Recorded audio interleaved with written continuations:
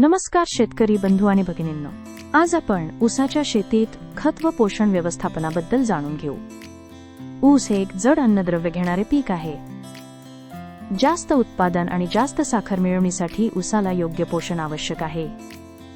सर्वप्रथम पाहूया ऊसासाठी आवश्यक असणारी मुख्य अन्नद्रव्ये.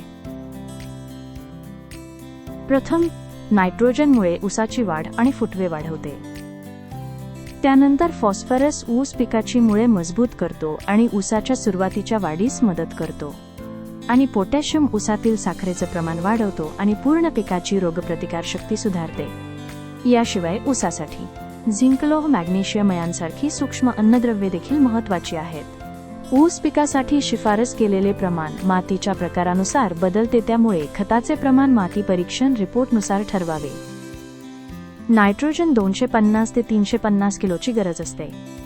फॉस्फरस 60 ते 85 किलो उपलब्ध असावा आणि पोटॅशियम 120 ते 170 किलो प्रति हेक्टर द्यावे. खत देण्याची पद्धत. फॉस्फरस आणि पोटॅशियमचे पूर्ण प्रमाण पीक लागवडीच्या वेळी द्यावे. नायट्रोजन साधारणपणे 3 ते 4 हप्त्यांत विभागून द्यावे. पहिला हप्ता शक्यतो लागवडीच्या वेळी.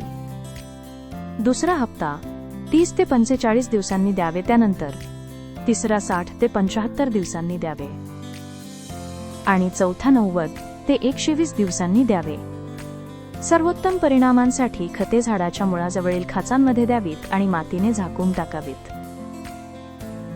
तसेच शेणखत, कंपोस्ट किंवा प्रेसमड यासारखी सेंद्रिय खते द्यावीत, ज्यामुळे मातीची सुपीकता व सूक्ष्म जीवांची क्रिया वाढते. म्हणून लक्षात ठेवा, संतुलित खत व्यवस्थापन, मजबूत वाढ, निरोगी ऊस आणि जास्त उत्पादन.